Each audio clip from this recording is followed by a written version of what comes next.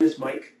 I'm a corporate executive. I live in Dallas, Texas, in the United States of America, and I recently had shoulder surgery. In particular, I had a rotator cuff tear. I guess there's four ligaments holding the rotator cuff, and I had one completely torn, one a half torn, and one a third torn. Plus, I had a dislocated biceps tendon, which was part kind of intertwined with some of the torn ligaments. I had to get that operated on. And this video is to help you understand some of the things that I went through to help you understand how to go through them.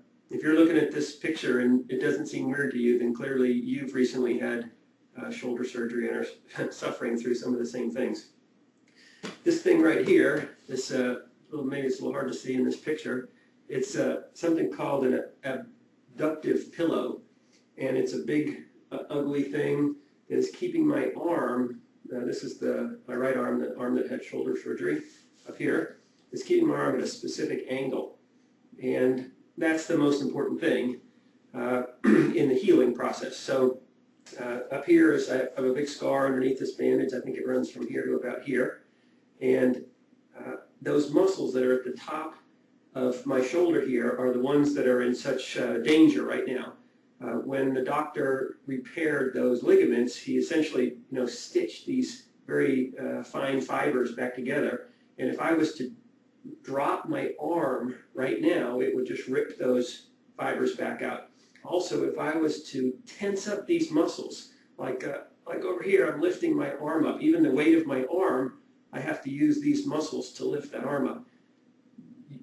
Engaging these muscles over here on this shoulder, doing something as simple as lifting my arm up, also would tear those muscles. So I'm stuck in this position with my arm just like this, without me using these muscles for 3 weeks. And my guess is so are you. So this video is to help you understand some of the things that are ahead of you.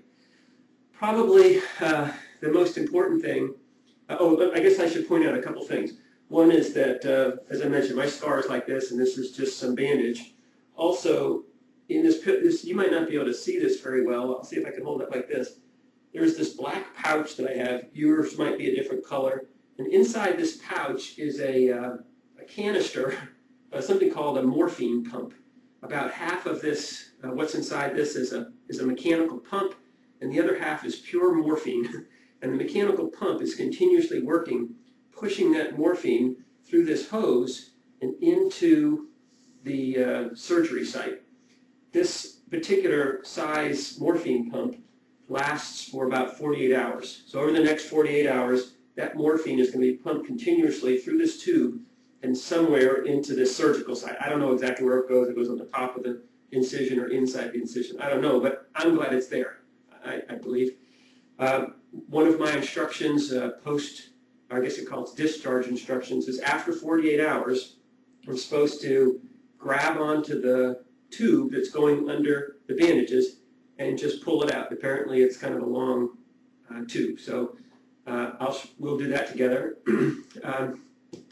Also, I want to talk a little bit more about this abductive pillow. There's a lot of, this thing's kind of a big pain, and it looks terrible, it feels crummy, but it's real important to have.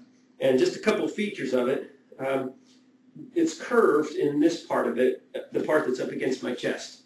And that's somewhat for comfort. Within that curve, there's a piece of material that's kind of like a t-shirt jersey material that's velcroed in. And that piece of material is supposed to absorb sweat and odors, I suppose. And periodically, it might be good to take this thing out and throw it in the washing machine when the wash is being done. Also, there's a big strap that goes around this way. That strap is real important to be tight. It's holding this up against my chest. This strap, it connects to both sides of the strap. So it's connected here on the strap, and around the back, it's connected right here on the strap. All this strap is doing is holding this big strap up. Because if this big strap that goes around my chest started to drop down, to droop down, then this pillow might start to droop down, and then my shoulder might start to droop down, and that, of course, is bad. Additionally, there's this strap that goes around my neck, and it attaches way out here on the pillow, and that's helping to keep the back end of the pillow up. So there's 3 straps here all together. It's keeping my arm in place.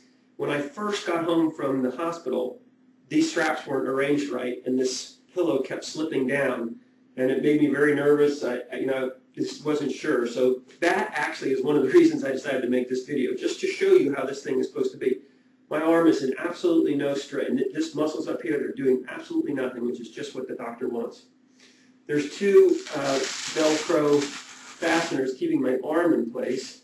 This one here is keeping my arm from raising up, and this one here is keeping this part of my arm in place. Now, this pillow, I imagine the company that makes it sells it for a lot of different kinds of surgeries. For my surgery, shoulder surgery, this particular cuff is not terribly important. I'm actually allowed to bend my elbows, my wrists, and my hand.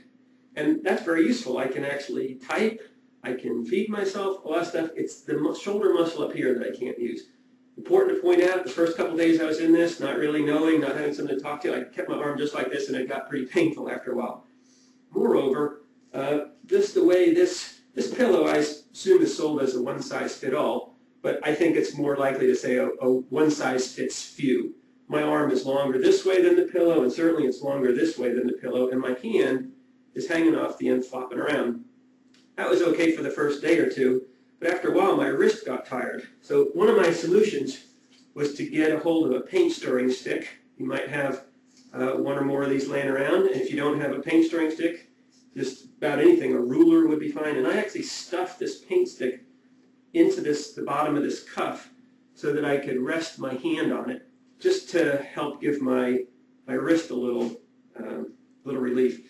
Also, I went and got a piece of pool toy. You probably, I don't know if you can figure out what this is, but it's a part of a pool toy. I think they call them a noodle. It's about 5 feet long, and you float on them in the pool.